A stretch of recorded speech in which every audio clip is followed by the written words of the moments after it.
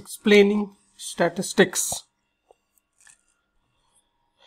We need to explain what is statistics and how much it's important to understand and to study statistics as a subject for engineers, for managers, for the people from economics and finance, and from the people all across various disciplines.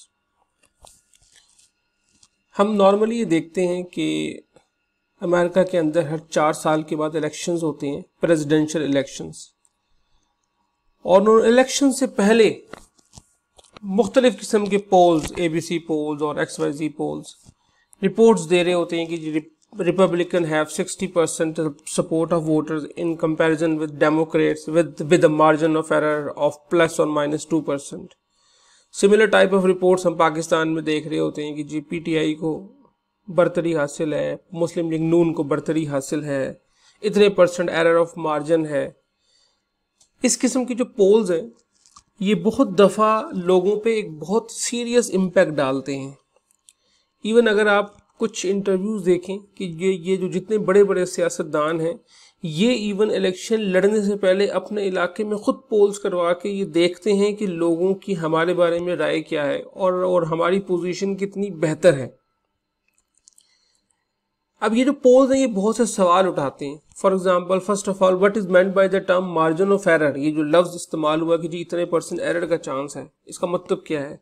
Who has actually done the polling, किसने ये polling की है? कितने लोगों के interviews हुए हैं? जिन जिन लोगों के इंटरव्यूज हुए हैं उनसे सवालों में क्या पूछा गया था? इसी तरीके से कि सबसे इंपॉर्टेंट चीज कि क्या जो रिपोर्ट किया जा रहा है क्या हम उस पर रिलाई कर सकते हैं? दीज आर ऑल क्वेश्चंस जो यहां से निकल के सामने आते हैं। सिमिलरली आप बहुत सी इंफॉर्मेशन सुनते हैं। अगर मैं स्पेसिफिकली पाकिस्तान की बात करूं, मिसाल के तौर पर जी पाकिस्तान में 2050 में आबादी जो है वो 400 मिलियन हो जाएगी। 10 साल के बाद पाकिस्तान में एनर्जी की डिमांड इतनी होगी कि पाकिस्तान में 10 घंटे लोड शेडिंग हुआ करेगी। फूड की डिमांड की पोजीशन क्या होगी? Expected unemployment rate in Pakistan after 5 years क्या होगा? इस किस्म की बेतहाशा डाटा हमारे सामने आता है। समटाइम्स वो हमें डराता है और समटाइम्स वो हमें अच्छी पिक्चर दे रहा होता है। सो ये जो सारे का सारा डाटा है, this is what, this is basically statistics. So statistics is a science that helps us make decisions and draw conclusion in the presence of variability. ये जो सारा डाटा है इसकी मदद से हम इस डाटे के अंदर वेरिएबिलिटी चेक करते हैं और ये हमें फिर हेल्प करता है बेटर डिसीजन लेने में। मिसाल के तौर पर एक सियासतदान अगर अपने इलाके में पोल करवाता है और उसको अंदाज़ा होता है कि इस पोल के नतीजे में मेरी जो पोजीशन है वो बहुत डाउन है, इसका मतलब है कि he has to take serious steps regarding his possible winning position, या वो जीत सकता भी है कि नहीं जीत सकता, तो यहाँ पे वो बेहतर डिसीजन लेने की सिचुएशन में होगा। In this way, statistics is also defined as statistics is a science of collecting, organizing, analyzing and interpreting data. आप देखें, अगर मैं उस स्पेसिफिक सियासतदान की बात करूं तो उसने सबसे फर्स्ट स्टेप में क्या किया, उसने एक पार्टी को या एक एजेंसी को हायर किया जिसका काम ये था कि सबसे पहले उन्होंने डाटा को कलेक्ट किया थ्रू पोल्स, थ्रू क्वेश्चंस या थ्रू इंटरव्यूज। फिर उस सारे डाटे को प्रॉपर्ली ऑर्गेनाइज किया, फिर उसको एनालाइज करने के बाद उसको इंटरप्रेट किया। So this is statistics. अब इस सारे को करने के बाद जब वो एनालाइजिंग एंड इंटरप्रेटिंग डाटा आया तो इंटरप्रेटिंग डाटे के प्रोसेस के अंदर उसने इसके अंदर वेरिएबिलिटी भी चेक की। इसका मतलब है स्टैटिस्टिक्स क्या हो गया? स्टैटिस्टिक्स असल में वो साइंस है जो कि डाटे के साथ प्ले कर रही है। सो स्टैटिस्टिक्स को हम इस तरीके से भी डिफाइन करते हैं कि statistics is a science of data. आप डाटे के साथ जब खेलते हैं, डाटे को समझने की कोशिश करते हैं तो उसको हम स्टैटिस्टिक्स कहते हैं। It's mean in this course we are going to play, we are going to experience, we are going to look at the data and we will try to understand कि इस डाटा से हमारे पास क्या क्या information आ रही है। आपने national security agency का नाम सुना होगा, अमेरिका की सबसे मेजर एक सिक्योरिटी है। आप अगर विकिपीडिया पे जाके इसके बारे में पढ़ें तो ये मैंने विकिपीडिया से चीज़ उठाई है। The NSA is responsible for global monitoring, collecting and processing of information and data. It's mean एक पूरी एजेंसी सिर्फ काम क्या कर रही है, वो डाटे को कलेक्ट कर रही है, डाटे को मॉनिटर कर रही है और उसको ही प्रोसेस कर रही है और उससे रिजल्ट्स निकाल रही है somehow. NSA relies on a variety of measures to accomplish its mission, the majority of which are clandestine. और सबसे इंपॉर्टेंट चीज क्या है, अगर आप इसका एस्टिमेटेड बजट देखें, ऑल्दो इट्स अ क्लासिफाइड, लेकिन आप अगर विकीपीडिया पे जाके देखें तो उन्होंने लिखा है कि इसका एस्टिमेटेड बजट जो 2013 का है दैट इज $10.8 बिलियन, और पूरे पाकिस्तान का जो डिफेंस बजट है that is approximately $7 to 8 billion. इसका मतलब है सिर्फ एक एजेंसी डाटे के ऊपर इतने पैसे खर्च कर रही है and they are employing more than 40,000 employees. This is the importance of data. और आपने यकीनन इसके बारे में पढ़ा होगा कि ये जो ट्रम्प का जो भी इलेक्शन हुआ था इसमें बड़े सीरियस रिजर्वेशन लगी गई हैं कि जी रशियन एजेंसीज ने अमेरिकन डाटा इस्तेमाल किया है और उन्होंने इलेक्शंस पे नज़रअंदाज होने की इलेक्शन पे असरअंदाज होने की कोशिश की है. So that is the importance of data. आज की दुनिया में कहते हैं कि जो ट्रू स्पाई एजेंसीज हैं those are Facebook, WhatsApp and Instagrams are the real spy agencies. Big data का concept आपने सुना होगा. Big data stem from Facebook and WhatsApp and Instagram and the apps like TikTok. आपको पता है TikTok पे America ban लगाने के बारे में सोच रहा है. अदरवाइज अमेरिकन्स कह रहे हैं कि हम इसको एक्वायर कर लेंगे बिकॉज दे आर अफ्रेड कि ये जो टिकटॉक जो है ये बेसिकली अमेरिकन अवाम का डाटा उठा रहा है और अल्टीमेटली वो इसको यूज करने की पोजीशन में होंगे. So this is big data, जिसके अंदर डाटे की कोई लिमिट नहीं है. हर किस्म का डाटा लोगों के पास उनके पास मौजूद है और ये इसको मुख्तलिफ तरीकों से कंपनीज भी इस्तेमाल कर रही हैं अपनी सेल्स बढ़ाने के लिए, कंज्यूमर की चॉइस को समझने के लिए, कंज्यूमर के एक्शंस को समझने के लिए. That is all big data. इतना डाटा जो है ये फिर डाटा सिक्योरिटी के इश्यूज क्रिएट करता है. तो आज की दुनिया डाटा सिक्योरिटी भी बेतहाशा काम कर रही है, जिसकी मैंने अभी आपको एग्जांपल दी कि अमेरिकन प्रेसिडेंट ट्रम्प जो है ही इज़ वेरी ईगर के जो चाइनीज़ ऐप है टिकटॉक उसको परचेज कर लिया जाए और उसको कंट्रोल करें American companies so that data security can be insured. फिर ये बिग डाटा की मदद से जब इसको बिजनेस में इस्तेमाल किया जाता है तो ये पूरी नई फील्ड निकल के सामने आ रही है जिसको हम बिजनेस एनालिटिक्स कहते हैं. बिजनेस एनालिटिक्स इस वक्त दुनिया की 39% से ज़्यादा कंपनीज इस्तेमाल कर रही हैं, स्पेशली सारी बड़ी कंपनीज. दुनिया भर में इसके ऊपर पूरी डिग्रीज हो रही हैं. यहाँ से एक नई साइंस निकल के सामने आ रही है which is known as data science. And data science is essentially what we are planning to study, and that is statistics. So that's all about data science. अगर आप वर्ल्ड इकोनॉमिक फोरम्स का jobs of tomorrow report जो कि 2020 में आई है वो आप पढ़ें तो ये जो मैंने पूरा रेड लाइन है ये वहीं से उठाई है. That is according to world economic forum's jobs of tomorrow report there will be a rapid influx of roles at the forefront of data and artificial intelligence economy. इसका मतलब एक बहुत बड़ी जो जॉब्स का इन्फ्लक्स है वो कहाँ पे एग्जिस्ट कर रहा है, आर्टिफिशियल इंटेलिजेंस इकोनॉमी के ऊपर कर रहा है एंड डाटा साइंस के ऊपर कर रहा है. तो आप चूंकि सारे पढ़ रहे हैं, आपने पढ़ा होगा पाइथन के बारे में, जूलिया के बारे में, आर के बारे में. These are all languages which ultimately dealing with artificial intelligence and data sciences type of thing. और इसमें एक बड़ी इंपॉर्टेंट चीज़ और भी थी जिसमें मैंने जिसको मैंने अंडरलाइन किया है. दैट इज कि जो वर्ल्ड इकोनॉमिक फोरम्स की जॉब्स ऑफ टुमारो रिपोर्ट है it is focusing that in the future, in the near future, even degrees are not important rather than skills are important, और skills can be learn even by those without college degrees. तो दुनिया Aahista Aahista college degree की फिक्र करना छोड़ दी है दुनिया ने. But they are really caring about is the skills of the people. So खैर हमारा जो यहाँ पे टॉपिक है that is about importance of data, और हम समझने की कोशिश कर रहे हैं कि how data is linked with statistics, जो कि हमने देख लिया है कि statistics is the science of data. इसी तरीके से दुनिया भर में और पाकिस्तान में भी economy is very much linked with statistics. तमाम जो भी इश्यूज होते हैं, जो भी मसाइल होते हैं, वो हम स्टैटिस्टिक्स की मदद से समझने की कोशिश करते हैं। पाकिस्तान में इकोनॉमिक स्टैटिस्टिक्स को समझने के लिए पूरी एक ऑर्गेनाइजेशन मौजूद है। इस तरह दुनिया भर में भी ऑर्गेनाइजेशन मौजूद हैं, हर मुल्क की अपनी अपनी। पाकिस्तान में हम इसको पाकिस्तान ब्यूरो ऑफ स्टैटिस्टिक्स कहते हैं।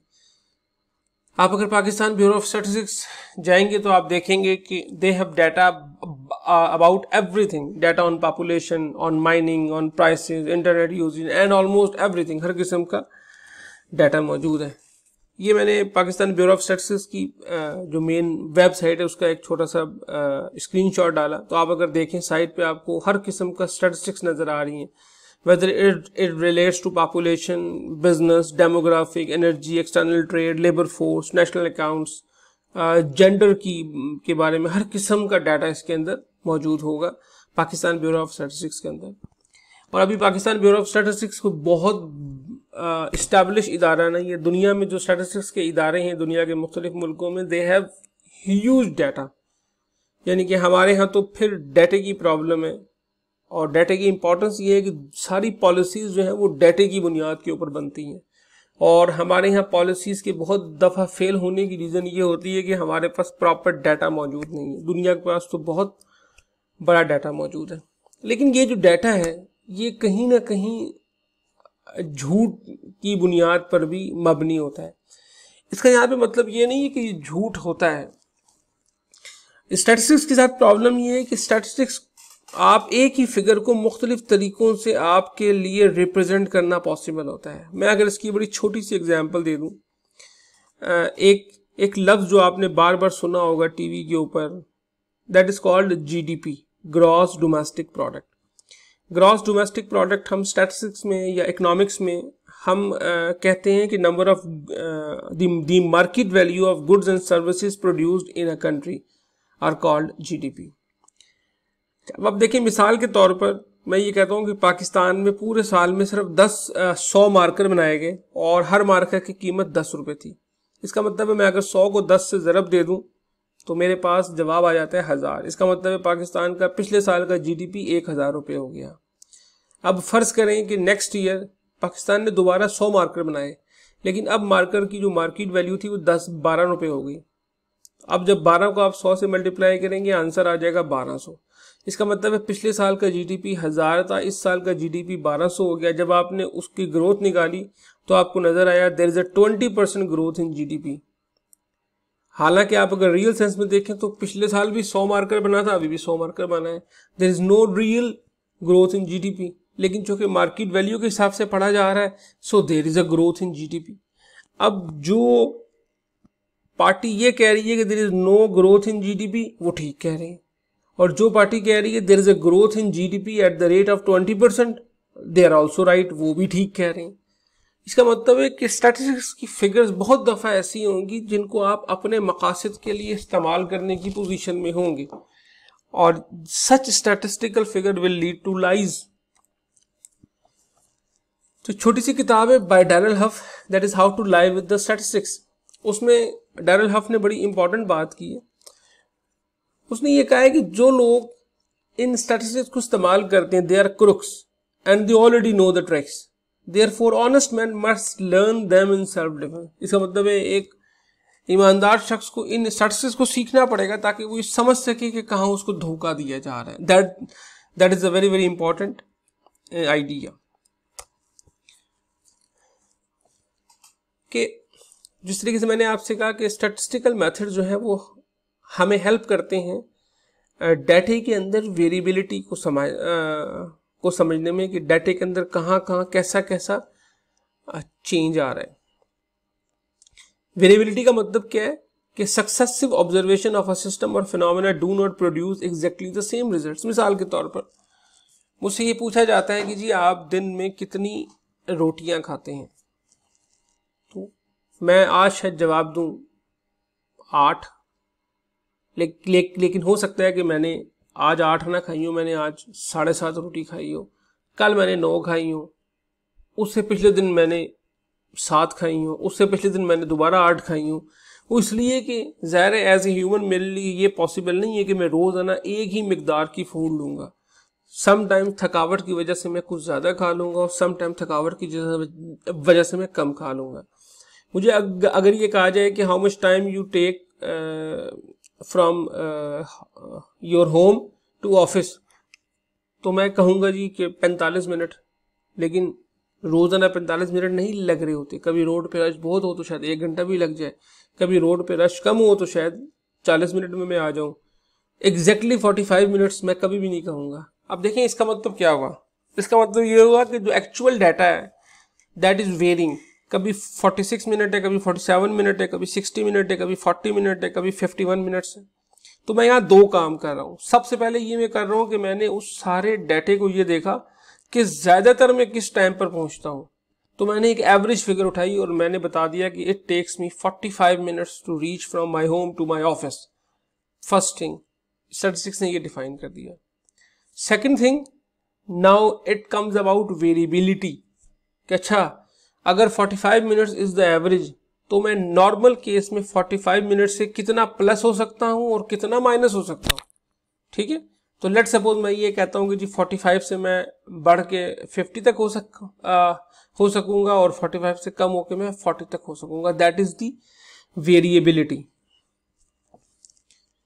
और ये जो वेरिएबिलिटी है ये हम एवरीडे लाइफ में फेस करते हैं and this is a part of statistical thinking. ठीक है, और ये वो सारी चीज़ें हैं जो कि हमें डिसीजन मेकिंग करने में हेल्प आउट करती है। ये हमें बताती है कि हाँ आज मुझे जो कि ऑफिस हर हालत में टाइम पर पहुंचना है and there is a 5 minute break, तो आज मैं 10 मिनट पहले निकल जाऊं। तो आप देखें कि ये जो वेरिएबिलिटी है ये मुझे नॉर्मल सेंस में भी हेल्प आउट कर रही है। यही जो वेरिएबिलिटी है ये आजकल बहुत ज़्यादा बिजनेस में और इंजीनियरिंग में इस्तेमाल हो रही है। आप जब एक मोबाइल फ़ोन ख़रीदते हैं तो आप उसको चेक करना भी पसंद नहीं करते, इसलिए कि आपको पता होता है कि जब मैं इसको घर लेकर आऊँगा तो ये चल रहा होगा।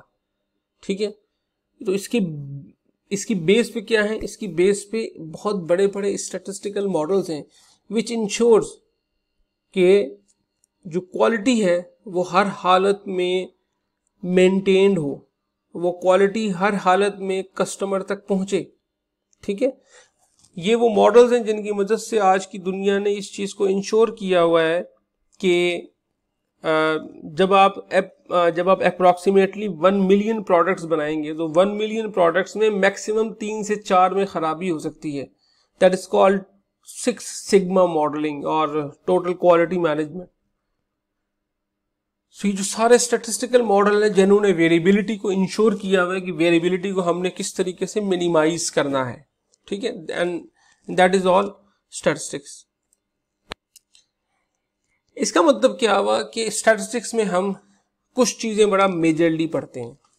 जिस तरीके से मैंने आपको एग्जांपल दी कि जब मुझसे ये पूछा गया कि तुम तकरीबन घर से ऑफिस तक तुम्हें कितना टाइम लगता है, तो मेरा पहला जवाब था जी 45 मिनट्स। मैंने एक average figure the.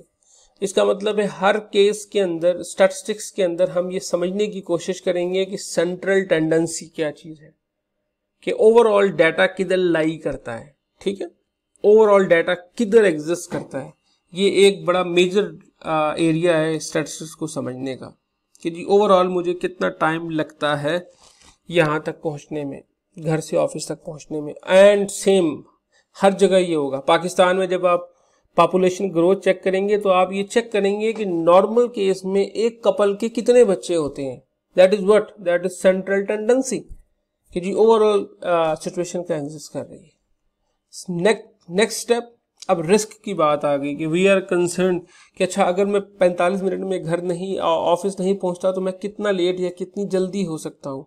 That is dispersion in the data कि अगर 45 मिनट में नहीं होगा तो 45 से कितना प्लस होगा और 45 से कितना माइनस होगा। This is the next position, that is measures of dispersion, जो कि हम स्टैटिस्टिक्स में समझने की कोशिश करते हैं। तो फर्स्ट हो गया measure of central tendency and then measures of dispersion. Okay, जब हम इन दोनों चीज़ों को पढ़ लेते हैं फिर हम ये देखते हैं कि ये सेंट्रल टेंडेंसी और डिस्पर्शन के कंटिन्यू करने के चांसेस कहाँ कहाँ एग्जिस्ट करते हैं, ठीक है, हर चीज की कितनी कितनी चांसेस हैं, and that is determined with the help of probabilistic models, ठीक है, कि हम ये कह रहे हैं कि अच्छा पाकिस्तान में हर कपल के 2 बच्चे होने के कितने चांसेस हैं, दैट इज प्रोबेबिलिटी। अब ये एक पूरी एक नई साइंस है जो कि स्टैटिस्टिक्स का ही पार्ट है, दैट इज प्रोबेबिलिटी। अच्छा, अब मिसाल के तौर पर आप अभी देखें कि मैं ये मालूम करना चाह रहा हूं कि पाकिस्तान में एवरेज के तौर पर हर कपल के कितने बच्चे होते हैं, ताकि उसके मुताबिक से हम ये मालूम कर सकें कि 2050 में एवरेज पाकिस्तान की पॉपुलेशन कितनी होगी। अब प्रॉब्लम ये है कि क्या मेरे लिए ये पॉसिबल है कि मैं पाकिस्तान के हर कपल से जाके पूछूंगे ना तुम्हारे कितने बच्चे हैं, या how much children you are planning to born. Obviously it is not possible. तो प्रैक्टिकली क्या होगा, प्रैक्टिकली, या अगर मैं इसकी एक और एग्जांपल देखूं कि मैं ये प्लान करने की कोशिश कर रहा हूं कि जो आने वाले इलेक्शन है उसमें पाकिस्तान की कौन सी पार्टी विन करेगी, तो क्या ये पॉसिबल है कि मैं हर शख्स से जाके पूछूं कि तुम किसको वोट डालोगे? It's not possible. तो होगा क्या, होगा ये कि हम कुछ लोगों को सिलेक्ट करेंगे जिनसे हम पूछें कि यार आप किसको वोट डालेंगे, ठीक है। अब मुझे खतरा ये है कि अगर मैंने फर्ज करें 4000 लोगों से पूछना है पूरे पाकिस्तान में जिसकी आबादी 22 करोड़ है, उसमें से मैंने सिर्फ 4000 लोगों से पूछना है, तो कहीं ऐसा तो नहीं है कि ये 4000 सारे के सारे लोगों का ताल्लुक लाहौर में उसी हलके से हो जिस हलके में हमेशा मुस्लिम लीग नून जीतती है, या इन 4000 लोगों का ताल्लुक डेरा इस्माइल खान के उस हलके से हो जहां हमेशा मौलाना फजलुर रहमान विन करते हैं, या इसका ताल्लुक मियांवाली के उस हलके से हो जो कि इमरान खान का हलका है, तो फिर तो हमेशा रिजल्ट खराब होंगे। इसका मतलब है first of all I need to make it sure कि मेरा ये जो 4000 लोग हैं, ये 4000 लोग एक दूसरे से रिलेटेड भी ना हो और ये 4000 लोग मुख्तलिफ जगहों के ऊपर मौजूद हों, ठीक है। दैट इज व्हाट हम स्टैटिस्टिक्स में इसको रैंडम सैम्पलिंग कहते हैं, रैंडम वेरिएबल भी कहते हैं कि जी हमने रैंडमली लोगों से पूछा। उसके बाद इन 4000 लोगों में से मेजॉरिटी ने हमें ये बताया एज ए सेंट्रल टेंडेंसी कि जो नेक्स्ट आने वाली हुकूमत है उसके अंदर हम पार्टी ए को वोट देंगे, ठीक है, और पार्टी बी को इतने परसेंट ने कहा कि हम वोट देंगे, और पार्टी सी को कहा हम इतने परसेंट को वोट देंगे। फिर हमने उनसे डिस्पर्सन चेक की, हमने उनसे कहा कि अगर आपको ये मौका मिले कि आप ए को वोट ना दें तो क्या आप बी को वोट देंगे? कुछ ने कहा हाँ बी को देंगे, कुछ ने कहा नहीं हम सी को देंगे, कुछ ने कहा नहीं हम वोट ही नहीं देंगे। इन सारी चीजों से हमने डिस्पर्सन चेक कर ली। अब 4000 लोगों का रिजल्ट हमारे पास आ गया है और 4000 लोगों के रिजल्ट से हमें ये पता चल रहा है कि जी देयर इज अ 70% चांसेस के party B next election win करेगी। अब सवाल ये पैदा होता है कि क्या ये पॉसिबल है कि मैं 4000 लोगों का जो रिजल्ट है वो 22 करोड़ पे अप्लाई कर दूं कि जी चूंकि ये 4000 लोगों ने कहा था, 4000 में से 70% लोगों ने कहा था कि हम पार्टी बी को वोट देंगे, इसका मतलब है 22 करोड़ लोगों ने कहा कि हम पार्टी बी को वोट देंगे। क्या ये पॉसिबल है? यह बड़ी अजीब सी बात नजर आती है। लेकिन अब प्रैक्टिकल केस में क्या है, प्रैक्टिकल केस में here comes the next part of statistics that is called statistical inference। Statistical inference के अंदर हम करते ही हैं कि हम उन 4000 लोगों के डाटे की मदद से ये इन्फर करने की कोशिश करते हैं, ये उसको एक्सट्रैक्ट करने की कोशिश करते हैं कि क्या ये 4000 लोगों का डाटा 22 करोड़ आवाम के ऊपर एप्लीकेबल हो सकता है या नहीं हो सकता। That is called statistical inference, और यही स्टैटिस्टिकल मॉडलिंग होती है, ठीक है, कि जब आप ये कहते हैं कि जी वी आर इंश्योरिंग कि 1000 मोबाइल फोन में से सिर्फ 3 डिफेक्टिव निकलेंगे, तो जाहिर है इससे पहले डाटा ये साबित करेगा कि ये सारा काम हो रहा है कि नहीं हो रहा, और जैसे ही ये चीज़ डिस्टर्ब होगी फौरी तौर पर कंपनीज इसको मैनेज करेंगी। हम जब ये कहते हैं कि हमारा मोटरसाइकिल जो है वो 1 लीटर पेट्रोल के अंदर 70 किलोमीटर करता है, तो ये बेसिकली क्लेम करने से पहले डाटा एग्जिस्ट करेगा जो कि बहुत से मोटरसाइकिल के केसेस में चेक करेगा कि यार ये क्या 1 लीटर के अंदर 70 किलोमीटर कर रहा है, और फिर वो उसको इन्फर करेगा और फिर उसको साबित करेगा कि हाँ जी हम कर रहे हैं। ठीक है, so this is all about statistics. अगर मैं स्टैटिस्टिक्स के 2 हिस्से डिफाइन करने की कोशिश करूं मजीद, तो मैं स्टैटिस्टिक्स को इस तरीके से डिफाइन कर पाऊंगा कि एक स्टैटिस्टिक्स का पार्ट है जिसका ताल्लुक है इन दोनों पोर्शंस के साथ, सेंट्रल टेंडेंसी एंड डिस्पर्शन, और ये जो पार्ट है ये डील करता है डिस्क्रिप्टिव स्टैटिस्टिक्स को। डिस्क्रिप्टिव यानी कि ये डिस्क्राइब करता है। और दूसरा पार्ट क्या है? दूसरे पार्ट का ताल्लुक है कि ये इस डिस्क्रिप्शन के साथ इसको फिर इन्फर करता है ओवरऑल फिगर्स की तरफ। ये जो 4000 लोगों का मैंने नाम लिया कि जी मैंने 4000 लोगों से पूछा, इन 4000 लोगों को हम स्टैटिस्टिक्स की ज़बान में सैंपल कहेंगे। और जब इन 4000 लोगों का डाटा हम 220 मिलियन के ऊपर रिफ्लेक्ट कर रहे हैं तो उस 220 मिलियन को हम पॉपुलेशन कहते हैं। So these are the 2 very basic terminologies जो कि हम बड़े रूटीन में इस्तेमाल करते हैं, सैंपल एंड पॉपुलेशन। जब आप ये कहते हैं कि जी हमारे मोबाइल फ़ोन के अंदर ख़राबी नहीं निकलती और हमारा जो अपना डिफेक्शन रेट जो है वो less than 3 out of 1 million है, तो ये फिगर कहाँ से आई? ये फिगर बेसिकली आई है कि हमने कुछ टेलीफोन सेट उठाए और उनको चेक किया और देखा कि यार इनके अंदर कोई डिफेक्ट नहीं है। 2 टेलीफोन सेट्स वर सैंपल, और फिर हमने उस सैंपल के रिजल्ट्स को इन्फर किया पूरी की पूरी पॉपुलेशन के ऊपर। और वो पॉपुलेशन क्या है? वो पॉपुलेशन वो तमाम मोबाइल फ़ोन है जो अभी तक बन चुके हैं और वो तमाम मोबाइल फ़ोन हैं जो अभी बनने हैं। हमने उन सारों के ऊपर अप्लाई कर दिया। अब आप देखें यहाँ पर तो मुझे पॉपुलेशन का जो लफ्ज़ है उसका ही नहीं पता कि यार यहाँ पर कितने मेरे पास टेलीफोन सेट्स होंगे। So this is what statistics and this question is this subject is all about. हम इसके अंदर सबसे पहले सेंट्रल टेंडेंसी के बारे में पढ़ेंगे, फिर डिस्पर्शन के बारे में पढ़ेंगे, उसके बाद फिर हम थोड़ा बहुत अबाउट प्रोबेबिलिटी पढ़ेंगे और उसके बाद स्टैटिस्टिकल इन्फ्लुएंस के बारे में पढ़ेंगे।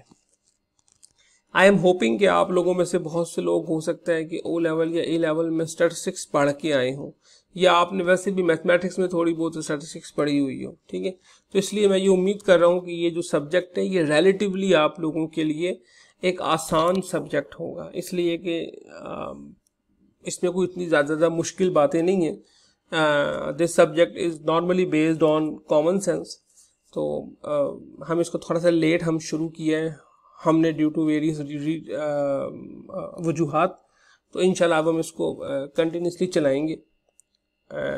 एंड आई होप कि आपका ये जो कोर्स है ये बेहतर तरीके से चलेगा। इंशाल्लाह 3 वीक्स आर लेफ्ट, उसके बाद फिर हमारी यूनिवर्सिटी में ही क्लासेस होंगी 6 वीक्स के लिए। तो आई होप कि उसके अंदर हमारी एक बेहतर अंडरस्टैंडिंग डेवलप होती जाएगी। Thank you so much guys. अब हम इंशाल्लाह नेक्स्ट सेशन के अंदर मेजर ऑफ सेंट्रल टेंडेंसी को पढ़ना शुरू करेंगे। Thank you so much.